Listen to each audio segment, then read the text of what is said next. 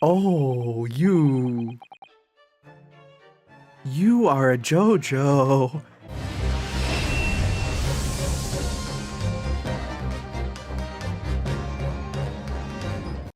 The Adventure of the Unspeakable Story.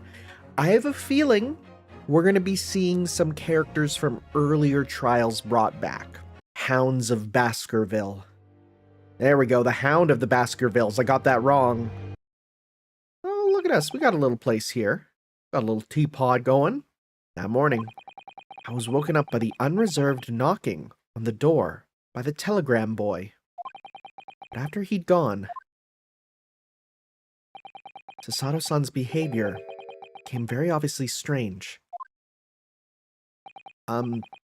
Sasato-san? Yes? Is it time to leave for court already? Let me see. What case is it today? I don't think I'm scheduled to defend anyone at the moment, am I? Oh, no, of course not. How silly of me. But I think Iris said she would make us breakfast this morning, and once our bellies are full, we can leave for court in fighting fit form. Let me see. What case is it today? So, what was it about? The telegram that was delivered this morning, I mean.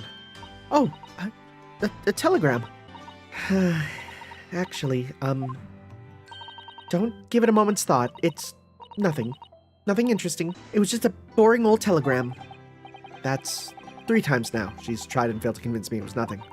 Apparently Lord Van Zieks hasn't appeared in court once since our last encounter. Oh.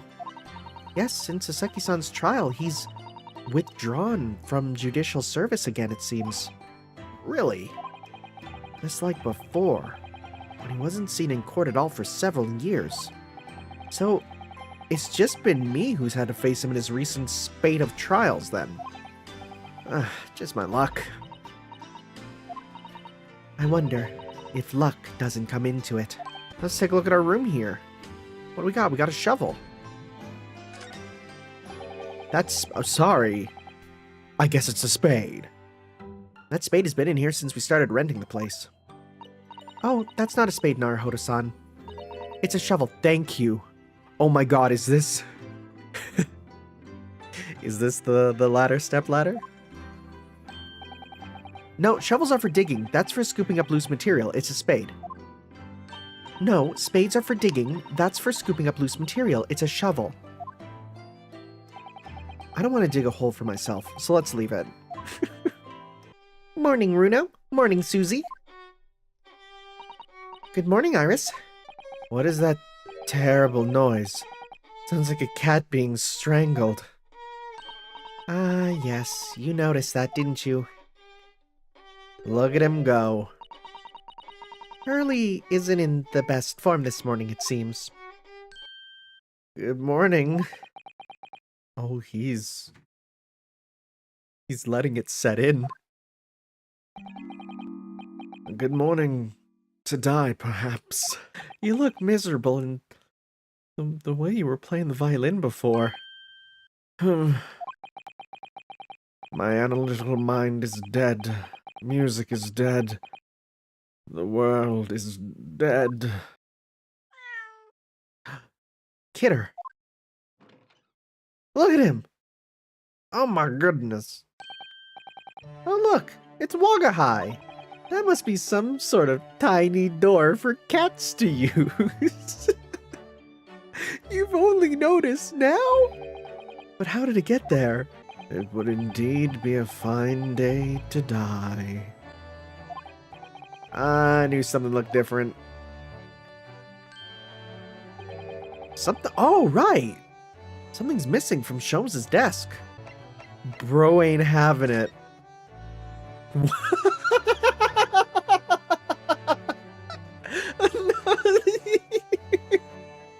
So tell me about wanting to die. It used to be the case that in my hands this violin sung like the dawn chorus. But now the muses are unamused with me. The goddesses of music have thrown me over. Your desk looks rather empty today. You mean Hurley's great analytoscope? That's at Windy Banks now. Sorry? It's at a Windy Bank? No, Windybanks. The pawnbrokery? Oh, no. I do wish you had consulted us if your situation had become so desperate. I should have gladly passed what little income I have to you. Dear madam, things are far from desperate. But the pawnbroker has your wonderful machine. How could it be anything but desperate? Making use of a pawnbrokery is quite ordinary here in London. On Mondays, merchants relinquish their finest jackets and trappings to the pawnbroker of choice. With the money they receive in return, they are able to trade happily through the week. And on Saturdays, they go to recover their things using the money they've earned. A pawnbrokery can be thought of as an extremely secure vault. Mr. Natsume's cat seems to have settled down in his new home then. Oh yes, and I've become very attached to little Waggy. Oh yes, what about the door? I don't remember seeing that tiny thing in the main door before. Where'd that come from? Oh, you noticed? You are observant, Runo. Look, I used this. It's my latest invention. Gosh, a machine for making doors just for cats? That's right, it can make a cat flap for a little furry friend like Weggy in seconds. And it can do it in any door at all, no matter what it's made of. It's very powerful, you see. Wouldn't it have been quicker just to make the cat flap, rather than making a machine to make the cat flap? Well, yes, maybe. But now I can make cat flaps anywhere I like. Oh no. Oh, what was that? Wagahai? What is happening? Wagahai's tangled up in your violin. Mr. Sholmes? What? Dear madam, what? My thoughts are preoccupied with fancies of release from this dull routine. Well, it's about the violin. It looks very different to normal, don't you think? You're right. You are quite right. This isn't my faithful Stradivarius. So what, pray, is this piece of stringed flotsam? Did he go and accidentally pawn his Stradivarius and then not get it back? Is that what's happening? Oh yeah, here we go. Look at this. Oh my goodness. Mr. Sholmes, sir. Welcome back. Naturally, you will recall this, which I retrieved from you some days ago. Yes? This second-rate fiddle is not my faithful instrument, Mr. Windybank. The color of the wood is different. It has holes in it. It's not even the same size. I'm so very sorry, sir. How utterly unforgivable of me. An inexcusable mistake for a pawnbroker. There is only one way to make amends. Is he gonna go kill himself? Oh! Oh my god! Oh my god! I was making a joke! No! No! Don't do it! I shall have to take my own life. If I may just say one thing before I pop off. Yes? It was you, Sir Mr. Sholmes, who took it upon himself to remove the item the other day. As I recall, I entered the storeroom to fetch your violin when I heard, here it is. You did? I do humbly apologize, Mr. Windybank. You are, it must be said, one of my more challenging customers. I needn't remind you of the peculiar collection of items you've brought through my door in the past. Oh, peculiar items? Oh, in the extreme, ma'am. For example, the unpublished manuscript of an eponymous work, the novels of Herlock Sholmes or some such. Oh my, a new, full-fledged novel. And unpublished. A story I've yet to read, you mean? Forgive me! Wait, before you die, you must tell me more. Not saying that you should stop. Tell me more, and then pop off, sir. As such, Mr. Sholmes' latest tale of otherworldly mystery lies dormant in my storeroom. Mr. Sholmes, is that really true? Do I sense that someone doesn't want to talk about this? I was hoping to ask you about your business. I've heard it said that pawnbrokeries are used rather like banks here in London. Yes, sir, indeed. Many of my customers utilize the establishment as you describe. I appraise their items and offer them a proportional loan and 2 months of secure stowage. If, in that time, they repay the original sum to me plus the agreed interest, their items are happily returned. But what happens if they don't pay you the money? Well, then the items are offered for sale in my shop. As you can see on the shelves behind me, should a customer's precious belongings be lost, the only recompense for me is to end it all. And let us not forget that I've already helped you take measures to ensure such a tragedy never occurs. Huh? What sort of measures? I just need a simple device which Mr. Windybank has installed here in this shop. I call it the Red-Handed Recorder. What on earth is a red-handed recorder? It is indeed a camera furnished with some 100 pieces of celluloid film. And every 30 minutes precisely, the camera automatically records the appearance of the shop. Did you not say the photographic prints were taken at 30-minute intervals? Indeed, as you say, my dear madam. Then what if the incident were to occur in between times? One could only say that would be a cruel twist of fate. I really think you ought to stop waving that gun around. Someone could get hurt. Fear not. Sorry? I've only loaded a single bullet, so no one but myself could possibly... I was going to say, like, oh, don't worry, it's a fake one. It's a toy. It'll pop the little pop gun. No, he's like, it will only kill me. So, Mr. Naruhodo, now we can explore at last. She wants to look around, which is fair, because there's probably a lot of stuff to see. What's this? That, my dear madam, is a music box. There's a metal disc inside on which the notes to be played are recorded.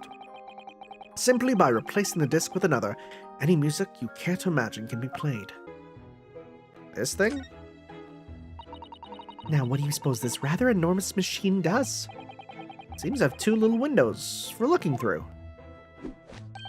Allow me to enlighten you, my dear fellows. What you're looking at is a stereoscope. It is aptly named, I assure you. Look through the eyepieces and see for yourself.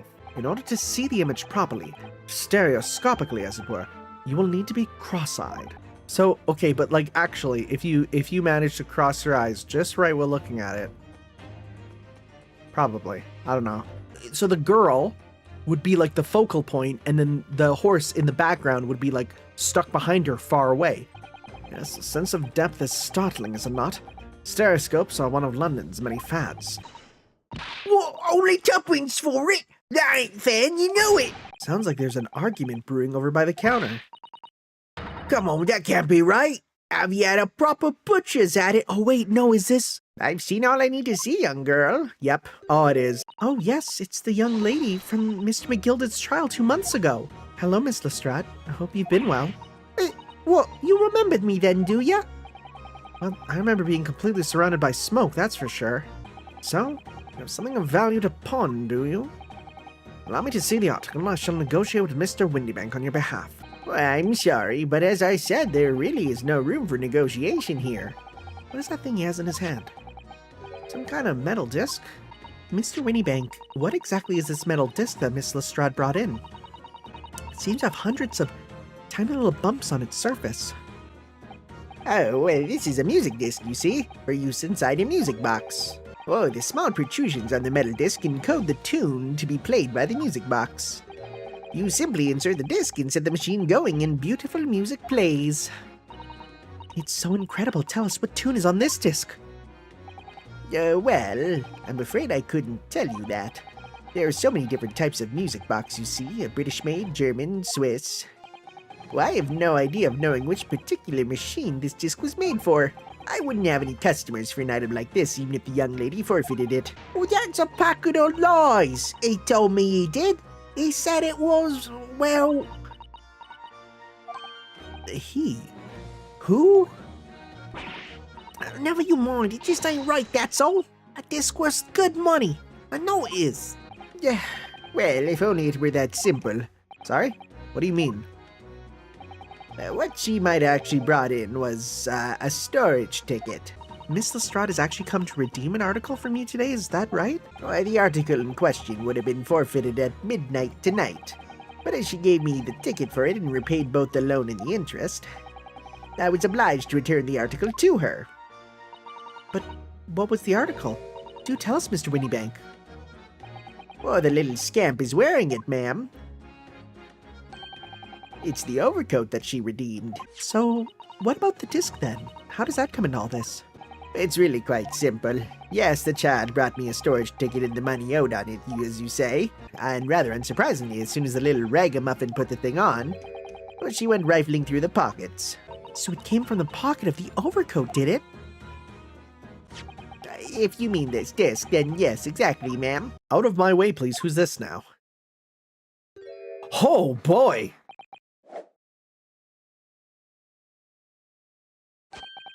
Good day to you, ladies, gentlemen. What's your problem, eh? There is no problem, as long as you remove yourself. I have a matter to discuss with the proprietor. Look, ain't it obvious? I ain't done talking with him yet. Well, you're an impudent little brat, aren't you? As well as a pickpocket. Who are you? How do you know who I am? The question is, how do you not know who I am? You haven't the courtesy to even remember the faces of your victims, it seems. I believe this filthy pocket thief has just redeemed an article from you, no? The article in question belongs to me. I demand for it to be returned at once. No, that's a lie. What are you trying to pull? Give me back my overcoat, you wastrel. And needless to say, any music discs, too. It was barely an hour ago. I was walking along the street, minding my own business, when this little gutling ran into me. I knew at once what had happened. I've been robbed yet again, I thought to myself. Where's your evidence? I've stole something, eh? Evidence that the article Miss Lestrade redeemed actually belongs to this gentleman. Of course, we need only consult Mr. Windybank's ledger to know the truth. We'll be able to look up the name of the person who deposited the article in the first place. I never ask customers' names. That's a strict policy of mine. A great many of them prefer to maintain their anonymity. I see. But then how can you know if an article belongs to the person asking to redeem it? Whoa, it's quite simple. Good sir, might I trouble you for the watchword associated with the article in question? Of course. It's Professor. Well, yes, that's right. And that's all the evidence we need. But how? Really, this is beyond a joke now. There's no further room for doubt. Excuse me, but who are you? My name is Benedict, yes. Shut the No. No, it's not. No, it's not. No. I refuse. I refuse. Your name is not Egbert Benedict. Now, to the matter at hand. My overcoat. Return it at once to someone with the style to carry it off.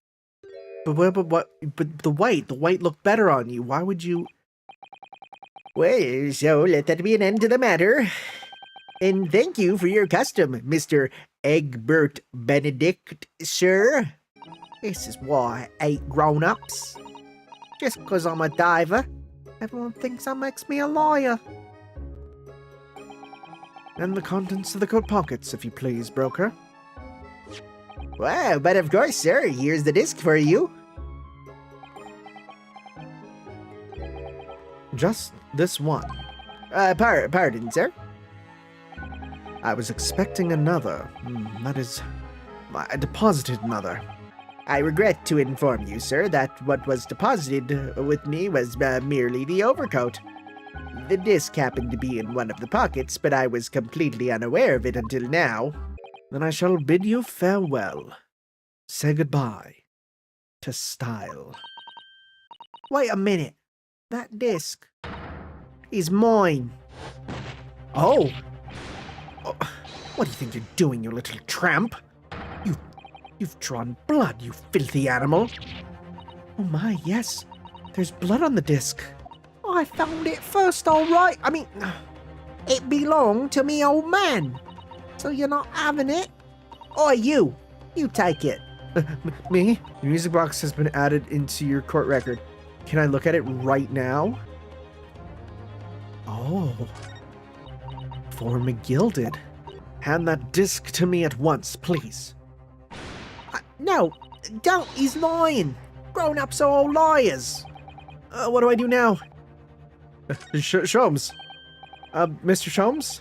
What are you examining with such keen interest there? As you enjoy a bar of caramel, I see. Buddy? I had nothing to occupy my mind, but I was too ashamed to let society see what my downfall had done to me. So feigning mock interest, I pretended to examine the tedious trinkets in this desolate place, whilst, as you shrewdly observed, gnawing on the only friend I have left, the 7% solution, caramel. It literally says Sholmes' caramel. I was so lonely, so desperately lonely. Then why on earth didn't you rejoin the conversation? Things have gone from bad to worse here, you know. Yes, I've heard much of your conversation. Or rather, in my craving for human contact, my ears devoured every word that was uttered. Well, Miss Lestrade, it appears you find yourself in something of a predicament. Where the blue blazes have you been, eh? Pardon? When a lady's in trouble, a true gent's supposed to be there to help, straight away! Not an hour later! Nevertheless, there are two immovable conclusions I have drawn. I beg your pardon. The first is this. The true reason for your visit to this pawnbrokery today is something you have not yet revealed. And then the second is this. A considerable crime is in contemplation, one you will orchestrate with intent to steal a vast sum of money. Well, Mr. Benedict, what say you to my deductions? How? He's turned as white as a hard-boiled egg. This time has come for yet another Herlock Sholmes' logic and reasoning spectacular. First of all, we must ask ourselves what business you ventured to this pawnbrokery today. You claim to have followed this pickpocket here, having had the redemption ticket stolen from you on the street. But that is most certainly a lie. The real truth is something quite different. Mayhaps the thing in his hand?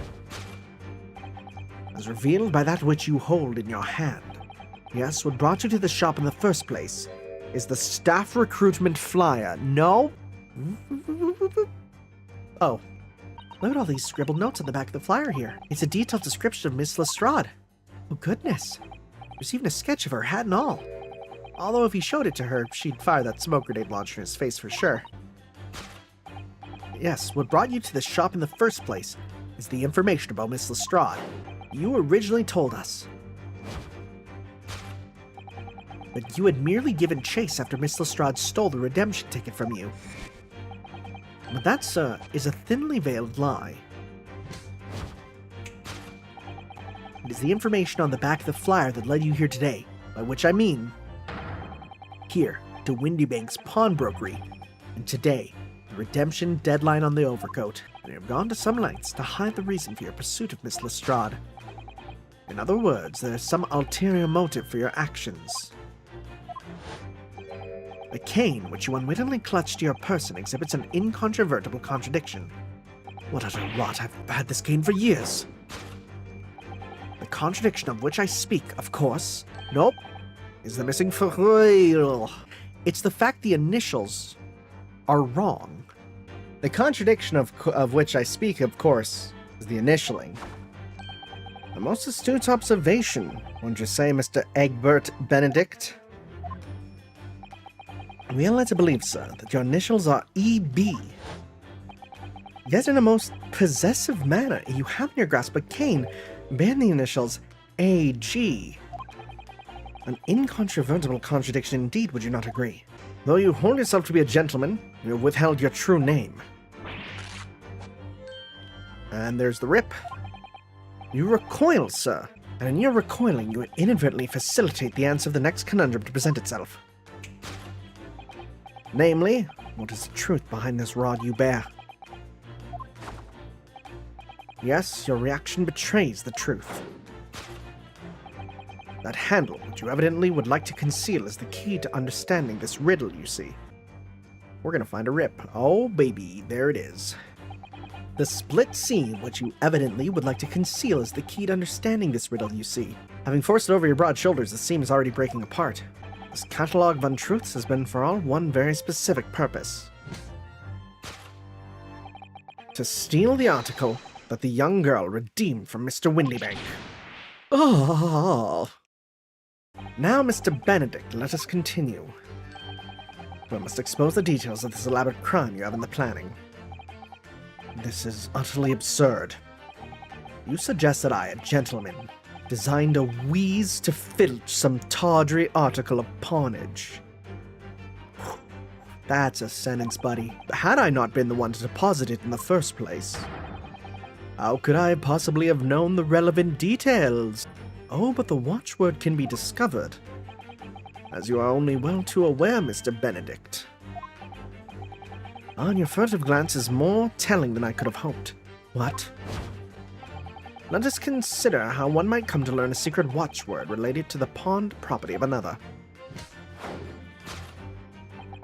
The method is revealed by the council notice on the counter, to which your eyes were inadvertently drawn. Notelet?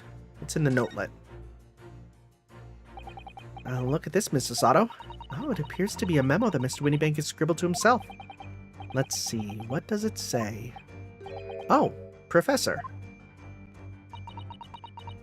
The method is revealed by the notelet on the counter, which your eyes were inadvertently drawn.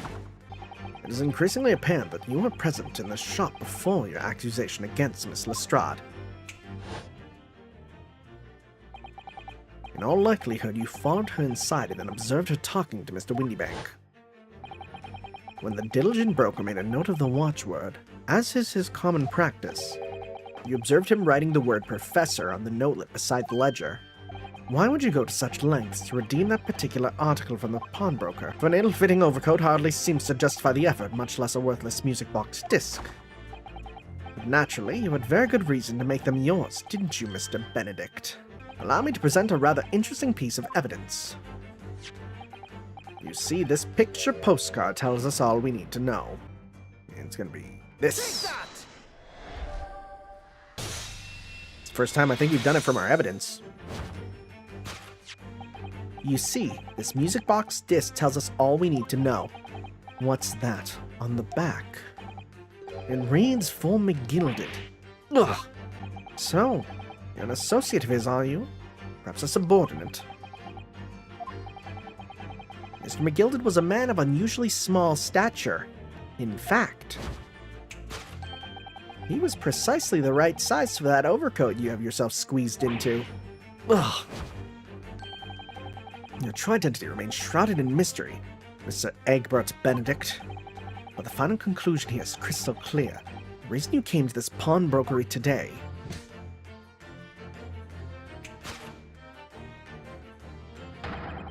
was to retrieve an article left behind by the late Magnus McGilded. Ugh! Ugh! Mr. Sholmes, I'm afraid there's something very troubling on my mind. Pray tell, Mr. Sato. Well, according to what Mr. Winniebank told us earlier, today was the final day on which the coat could have been redeemed, was it not? Oh, yeah, yes, ma'am, that is correct. Today would be precisely 2 months since it was first deposited. Well, today's the 15th of April, so 2 months ago today. Oh, would have been 15th of February, sir. That's right. It's all carefully recorded in my ledger. Deposited at 10:30 p.m., I see. What? But that suggests... Yes, 15th of February is precisely the day on which the omnibus murder took place. And 10:30 in the evening is precisely the time at which the terrible events were unfolding. You are, of course, at liberty to make whatever outlandish deductions you choose. However... Oh! I must insist you hand over the music box disc now. Oh! Mr. Winniebank! This is my shop. I can't allow any harm to come to my customers. If that were to happen, I should have to take my own life. Mr. Winniebank, no. That's the opposite of what we need right now. Alright, that's enough. Who's this? Oh! Gregson! Well, that's right, sunshine. The alarm was raised on one of our dedicated emergency lines. We got here as fast as we could. Now, what's all this about, eh? It would seem you have the upper hand. Right, you lot have some explaining to do. I don't appreciate being bothered with some petty argy-bargy. And the whole of Britain could meet with its end if I don't get to the bottom of the case I'm supposed to be working on. What? What on earth is the case, Inspector? Spare no detail, Gregson. I might have said a little too much, but no matter, it's nothing to do with you lot. Anyway, sir, you're gonna have to come with me down to the station. But of course, Inspector. Oh!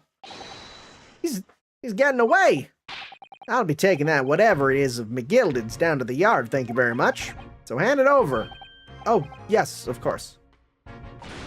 No, don't give it to him. It's mine, that is. Mine. I'm sorry, miss. But anything belonging to McGilded has to be taken in as evidence now. As evidence? If the police demand something as evidence, my dear fellow, we have no choice but to capitulate. It's all yours, Inspector. Miss Lestrade, I think it's time to admit defeat.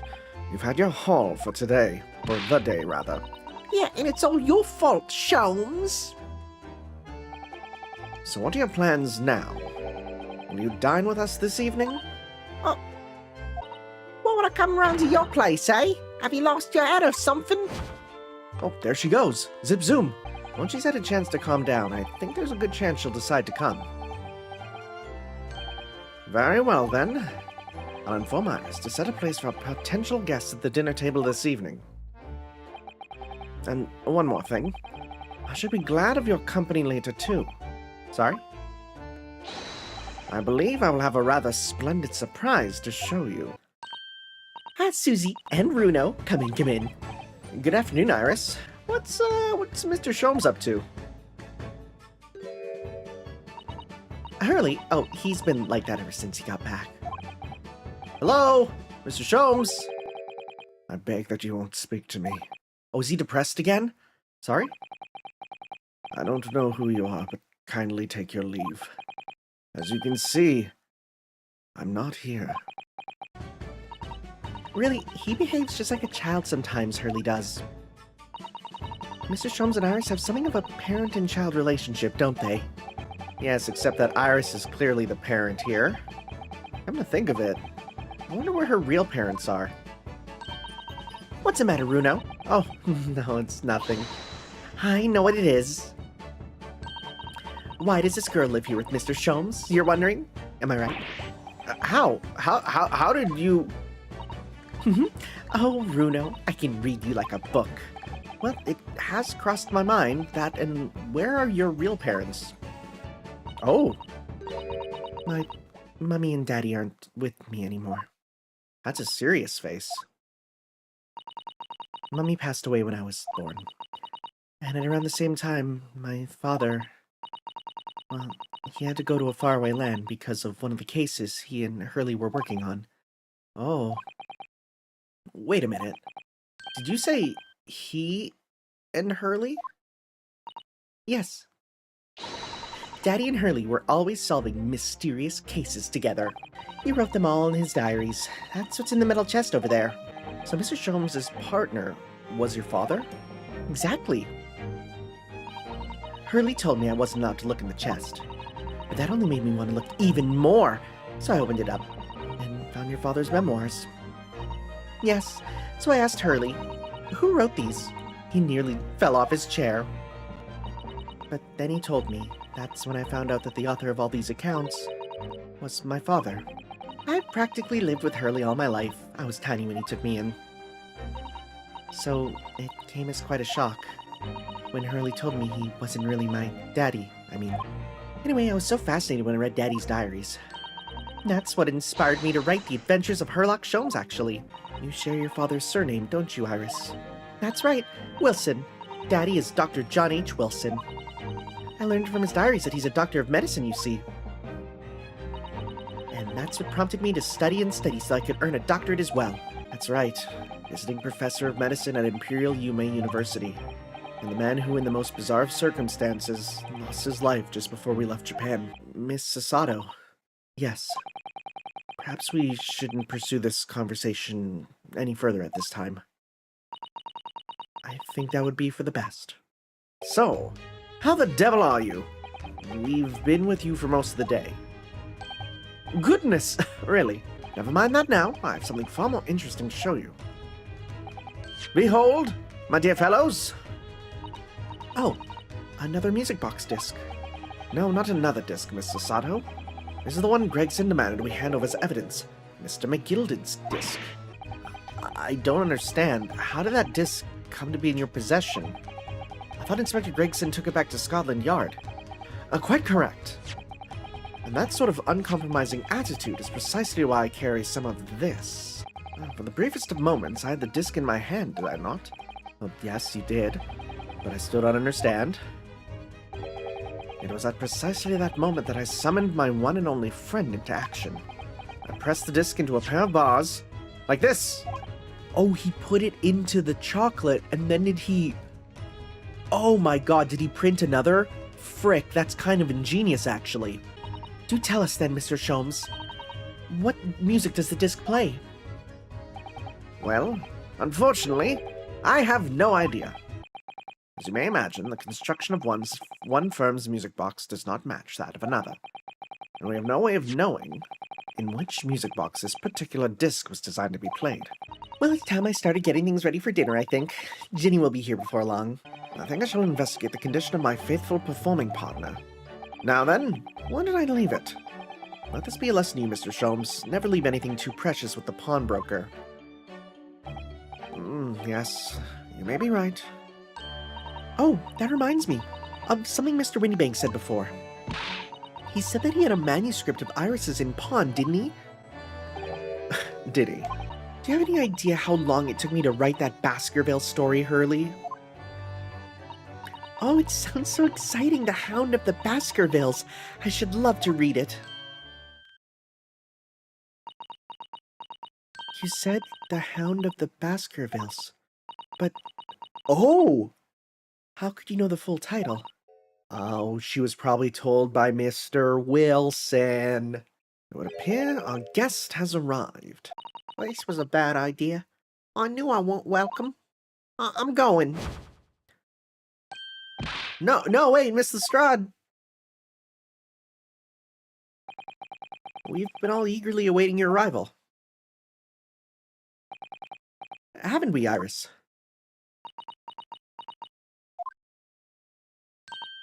Oh, yes, just wait right there, Ginny. I'll have everything ready in a jiffy. Come on along, Susie. Oh, right, of course. It's a pleasure to see you here, Miss Lestrade. Please, make yourself at home. That evening, Iris prepared us all a meal that was even more delicious than usual. Mr. Sholmes' violin performance was in no way meddlesome, and Gina, as we all came to call her, taught us all how to steal things from one another without being noticed. Everyone thoroughly enjoyed themselves well into the night. Naruhodo-san, can I consult with you about something, I wonder? What's the matter, Susato-san? It's about the telegram I received. I've been summoned. The telegram was from the Lord Chief Justice's office. Lord Strongheart has asked to see me. Oh, I thought you meant in Japan. I've been summoned alone. Alone? What on earth for? I have no idea. Oh, who could that be? I wonder. Good evening, friends. Oh, Iris. And Gina, too. Yes, Ginny's gonna stay with us tonight. You know, I've learned so much today. Oh, you mean all those pickpocketing techniques? So what brings you up to our humble quarters at this late hour? Well, you see, I came to return this. Wait, what?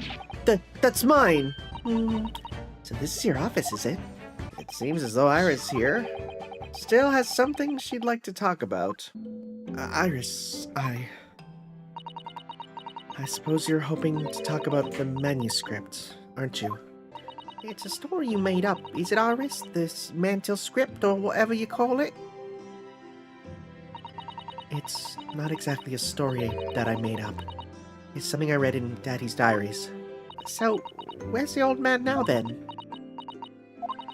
He had to go away on urgent business to a faraway land, and he'll be gone a very long time. So I've never really met him. Iris, this Hound of the Baskervilles story, I take it that it's another tale inspired by your father's accounts? That's right. I thought it was fascinating. But it's different somehow from the other cases, I mean. Oh? How? I don't really know, but it must be special in some way. Because after I'd written it and showed the manuscript to Hurley, he turned as white as a sheet. It was the first time I've ever seen him like that. Well, that really gets my goat, that does. He's treating you like a child. I mean, that's what it is, keeping secrets like that. I'm sure Mr. Sholmes isn't trying to be mean. Hey, if he said he wasn't at liberty to talk about it, I'm sure there must have been a very good reason. You lot are too trusting for your own good. But he can't pull the wool over my eyes. Sholmes is lying to Iris. I bet my life on it. Well, he reckons he popped that manuscript or whatever, right? But come on, that's obviously a load of rubbish. Oh my, why would you think that, Gina? Well, it's simple. If that story was really in old Windybanks' storeroom, well, there's no way someone from halfway around the world, in other words you, could know about it. Sorry, Iris, but if you ask me, he sold it. Without telling you. I'm telling you, that manuscript ain't at Windybanks. You'd soon see if you had a look. Dr. John H. Wilson, Iris' father. But also, the name of the murdered visiting professor at UMA University. Can't be mere coincidence. No, I mean, it's very clear. Buddy, it's pretty clear to make the connection. Something deeper going on. Mr. Naruhodo. I'm guessing this is Sholmes. That voice. That's Mr. Sholmes, yeah. What's going on? It's the middle of the night. It's Miss Lestrade. She's gone. You'll indulge me. I'll look out of the window. Oh? Wait a minute. Why is there a light on at this time of night? Well, anyway, we must investigate. At once. Oh, Mrs. Otto. Come, there's not a moment to lose. Clearly something is afoot inside. Oh boy. There's no one here. Oh yes, there is. What the? Has Sholmes been shot? Leave me, Miss Naruhodo. But after them, go. Hello, what have we here? An alarm was just raised from this pawnbroker, sir. Would you know something about it? Officer, come with me. It's my friend, Mr. Sholmes. He's been shot. Mr. Sholmes! Never mind me, but there's much at stake. Behind that door. In the storeroom.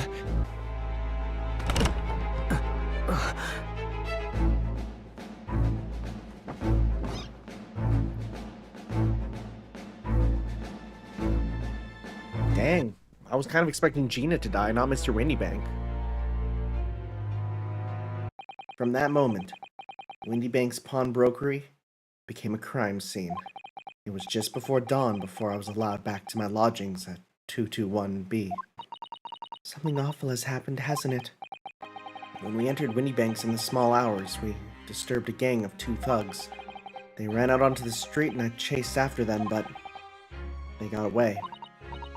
So, it was one of them who shot old Mr. Windybank, I suppose. I don't know, but that's not what the police believe at the moment. Oh, why not? They've arrested someone else as their prime suspect, you see. Gina. Ginny, but why? I don't understand why they arrested Ginny. It's not fair. What about the 2 thugs that were at the scene? Why aren't they the prime suspects? After all, they shot Hurley dead, didn't they? No! The thing is, Mr. Windybank was found on the floor in the storeroom where he keeps all the deposited articles, and the storeroom door was locked from the inside. But he wasn't alone in there. Gina was found next to him on the floor as well. I'm so sorry. It's my fault. I let them get away. I think that's a very good thing. Sorry? Well, if you'd seen which way they went and chased after them, you might have been shot as well, Runo. Where's Susie, Runo? She's still at the police station. Oh, why?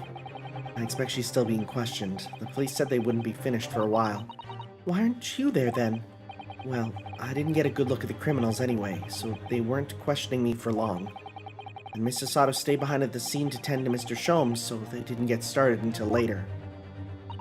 Oh, I see. Besides, one of us had to come back to be with Iris.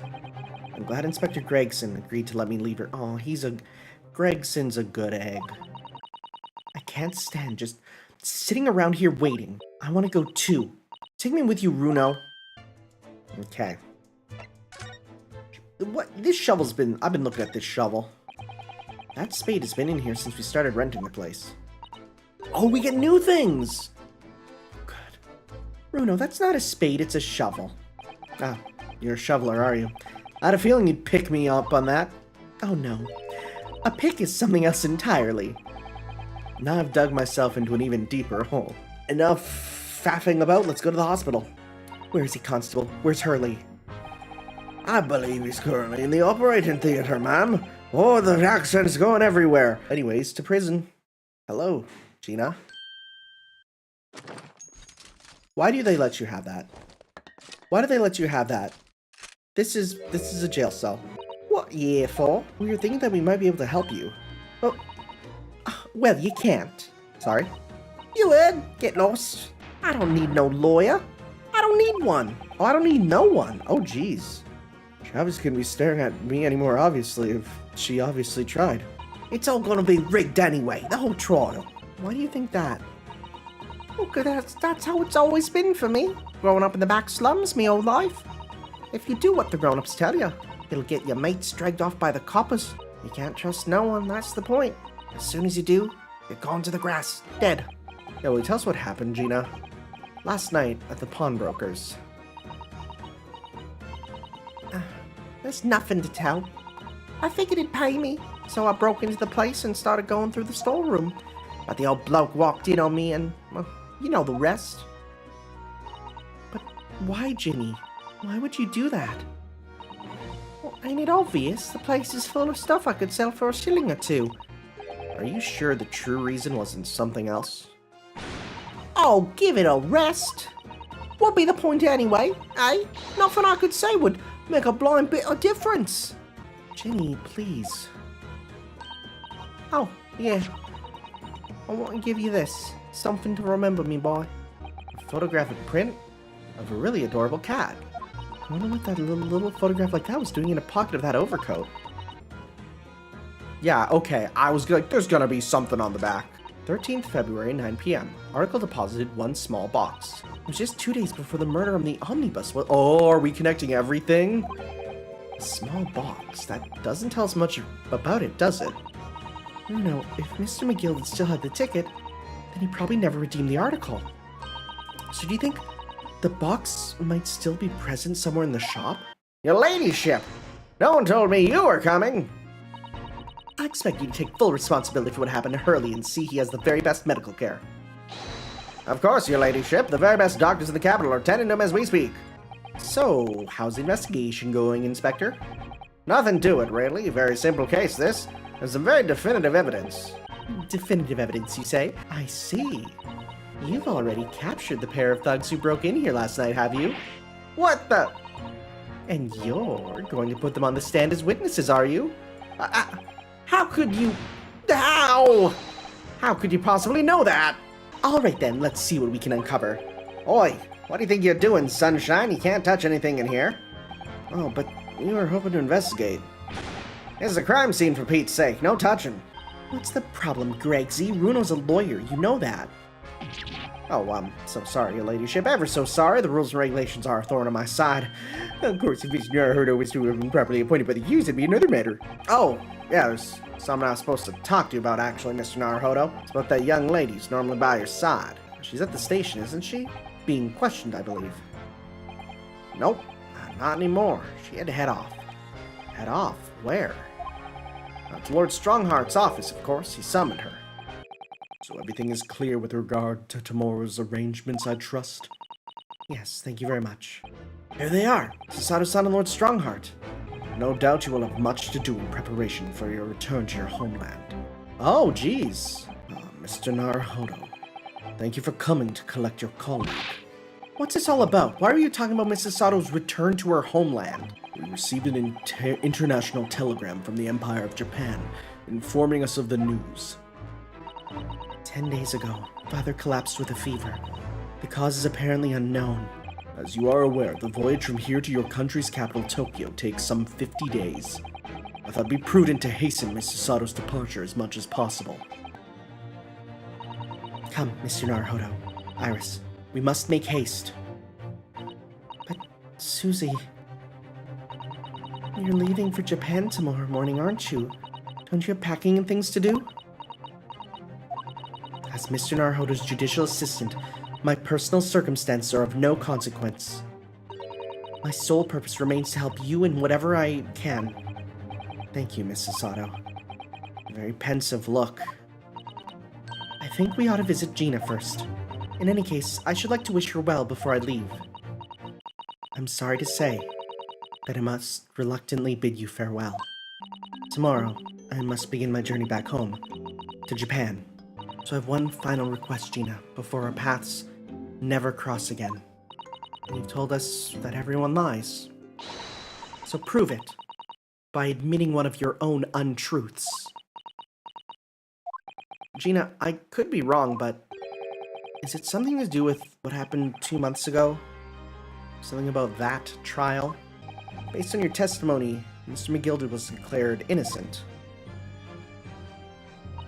Yeah, well, the thing is, I lied about a whole bunch of stuff. Well, I knew it. What sort of thing did you lie about? I was hiding under the seat that night. That was the truth. Then Mr. McGilded started asking you questions, I suppose. Who you were and why you were hiding under the seat. Yeah, he did. Only, that's not all. What do you mean? I mean, he threatened me. Threatened you how? He made me swear about what I'd seen and what I'd heard. And about what he was gonna do after the cove was found dead. He made me swear I wouldn't tell no one about any of it. If I did that, he said he'd let me scarper before the coppers showed off. It was when I heard the thud of the cove hitting the floor. I let out a little scream, you see, or I couldn't help it. McGilded heard that and dragged me out by my arm. That's when I saw it. It was on the floor next to the old geezer, what had been stabbed. A disc, all bright and shiny. The music box disc was there on the floor of the omnibus. In his testimony during the trial, Mr. McGilded claimed he slept during the carriage ride. That wasn't exactly true. Neither of them was asleep. I could hear him talking the whole time in low voices. So when the cab came to a stop, McGilded told me to hide back under the seat again. I climbed in and waited. 2 coves from up top ran off to get the coppers. Yes, I'm Mr. Fairplay and Mr. First. Right, and after they'd gone, McGilded asked the driver to do him a favour. A favour? Well now then, fella. What I need you to do is take this coat of mine and deposit it with a nearby pawnbroker. Coachy snapped up the money and ran off to pop this coat as fast as he could. So there was no one left in the carriage. McGilded opened the box under the seat and let me get out of there, but not without conditions. I want you lass to take the redemption ticket for me. Do you understand? And I'll fetch it from you later, sometime within the next 2 months. I'm for it now, eh? Go on, admit it. You must be livid. Well, you can make amends by doing me a simple favor. A favor? What? Sign the representation papers for tomorrow's trial. If you don't actually want me to represent you in court, you can rip it up later. We need that paperwork or we can't investigate. Huh? How? I don't believe it. How the devil did you get that stubborn little ragabash to sign that? I salute you. That is good work, that is. Would it be alright if we investigated the scene of the crime then? Do as you please. You know where it happened. Through that door behind the counter. Yes, the storeroom. That's where I discovered Mr. Winniebank and Gina. Come then, let us not waste any time. I'm gonna immediately do it by wasting time. Hey, what's with the lamp? There's the article ledger here and Mr. Winniebank's notes and... What's this? It looks as though someone has left a little photographic print behind. Oh, look on the back. That's a bloody fingerprint. 15th of February, 10:30 p.m. Article deposited one gentleman's overcoat. Yes, this must be the ticket for the overcoat that Ginny redeemed yesterday. And is still wearing, which belonged to Mr. McGilded. But this photograph of a cat. It looks very familiar, doesn't it? It's the same as the one Ginny gave us earlier. Of course! I was forgetting that she gave us that print. I mean, I wasn't, because I'm super smart. These two photographs hide an amazing secret. A secret. This pair of photographs is meant to be used in a stereoscope. There we go. It's quite possible to see the same depth in pictures even without one of those contraptions. Yeah, you're supposed to, like, cross your eyes. I've never got it to work. Watch me and see if you can copy me. Oh! Powerful image! Make your eyes do this. Alright, let me try. Oh, this is really silly. What the frick is going on? Oh yeah, okay. Oh no, oh my god, it's working for the first time ever. Wowie. Yep, that is one very blurry cat. I mean, it is 3D. Wow. Wow, that works really good. Wow. I don't know if you guys are doing this, but I am. And absolutely, that cat is coming out towards me right now. Wowie zowie. Ah, look here. What the frick am I looking at? Oh, that's a bullet in the wall. I may well be able to help with that. So you need this. Oh no. What was a scary looking thing?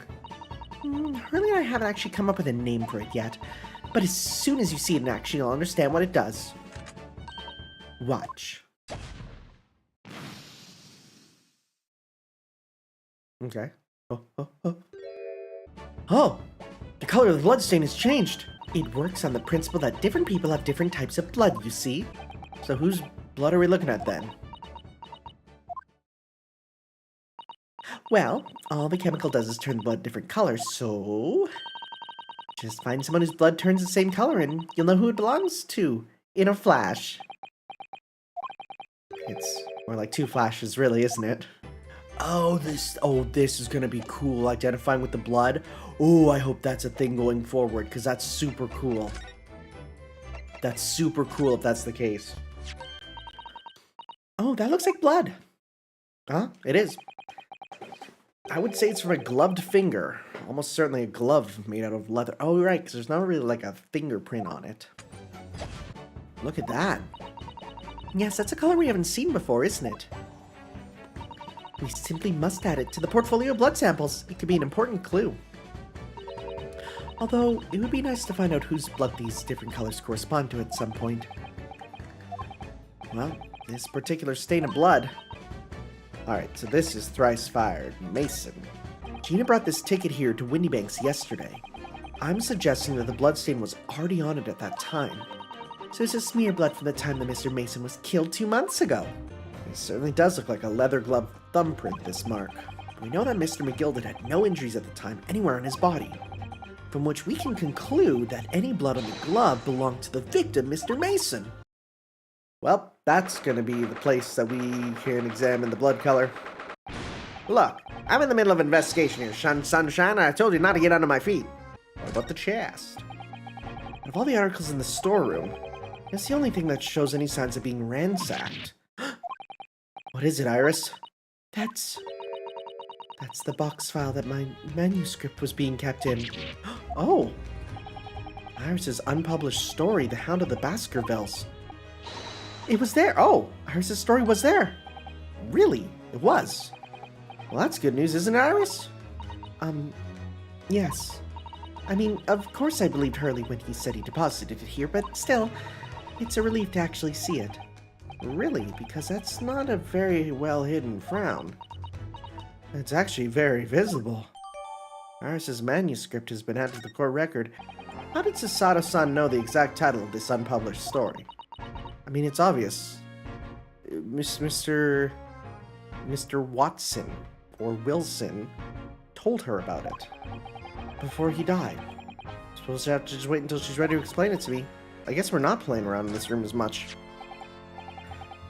This is a revolver! We saw Mr. Winniebanks with this yesterday, didn't we? When he threatened to blow his brains out? Mr. Winbank told us that he only ever had a single bullet loaded in his revolver, didn't he? Well, it's empty now, and the one and only bullet he had in his gun had been fired. So we can be fairly certain that only a single shot was fired from this revolver. But then, how did it shoot him and outside, you know? So that's the question. I'm ready for action. That's a different color. That's not his blood outside. Huh. Oh, Inspector, what do you make of this? Whatever you hear, then. Redemption ticket for... Oh, that makes sense, because it'll help us find it. And it seems that Mr. McGilded, in fact, had another article in storage here at Winniebanks. Yes, I can see it written here. Small box, was it? According to this ticket, the redemption deadline's already passed, hasn't it? Which means it could be on the shelves in front of the shop where the forfeited items are offered for sale. Yes, the shelves in the front. We must search them at once. You're wasting your time. Oh? There are dozens of little boxes out there. Hundreds, even. We can't possibly know which one might have been McGilded's. That information's not written in the ledger. I think perhaps we should pay Gina another visit soon. Oh? Her trial is tomorrow. We must establish whether or not you'll be defending her. I think we should ask her one more time. She may have changed her mind. Gina, we came to ask for your final decision. What decision? About tomorrow's trial. Will you let me defend you or not? Curiously, the storeroom at Winniebanks showed no sign of being ransacked for items of value or the like. With one exception. The box held at House's manuscript. So you intended to sell Iris's manuscript, did you? No. Jeannie, how could you? What? Wait, no. No, hang on. Of course I weren't gonna sell it. All I wanted to do was find out if this manuscript or whatever you call it really was there or not. For Iris's sake. Isn't that right? We knew why you'd done it from the start, Gina. Look, give it a rest, will ya? So is that blood on your cuffs? Do I see that right? Is that new? Those stains on the sleeves of your new coat, Gina. They're blood, aren't they? Let's see. That's a lot of purple? Purple? Wait, hold up. That's purple. So that's all thrice fired. That's a lot of thrice fired Mason blood. That horrible case is solved at last. And I helped the man walk free from that trial. I used all that twisted testimony and all that sham evidence to prove his innocence. Bruno, did you believe him, though? I believed. Or rather, I think I was trying to believe. I wanted to. Because believing in those you represent in court is a defense lawyer's greatest weapon. Before we came to Great Britain, a great friend of mine taught me a valuable lesson. You mean Kazuma-sama?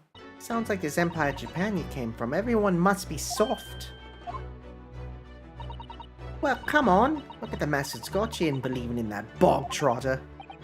Yes, I inadvertently helped a murderer walk free. Well, at least you learned your lesson now, eh? Believing in people's never worth it. Someone always stabs you in the back in the end. Take a leaf out of my book.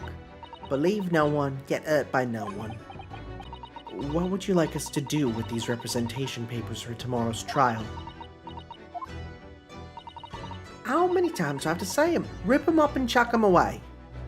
Don't forget it was me in the trial 2 months ago. I led everyone up the garden path, didn't I? And you're telling me you can believe in me after all that? Not likely. Ultimately, it comes down to whether or not I feel I can trust Gina after everything that's happened. I trust her. Seriously, I'm Mr. Narrow Odo. Didn't you hear all of what I said before? I'm a born liar. Fibs just trip off me tongue. I'm a diver, don't forget. I pulled the wool over your eyes 2 months ago and got you into all sorts of trouble. Why would you ever trust me now? I just don't get it. I'm completely on your side. It's amazing to think it's been just 2 months. You've grown so much. Sorry? Please, I want you to have this. Oh, your book? What is that, some huge bundle of documents? It's my notes from the case 2 months ago. It seems to me that this case of Mr. Windybanks' murder, of which Gina is accused, is very much tied with that omnibus case in ways that are not yet completely apparent. So I took the liberty of consolidating my writings about the case for you. With everything else she's had to think about, Sasato-san still managed to do this, and all neatly laid out for me in her beautiful handwriting. You really are the best judicial assistant in the world. Well, that's extremely flattering. But I'm sorry to say that I've been a complete failure. Sorry? I didn't quite catch what you said there. Oh, ignore me. I was just mumbling to myself. Yes, I quite understand. That is a great weight off my mind.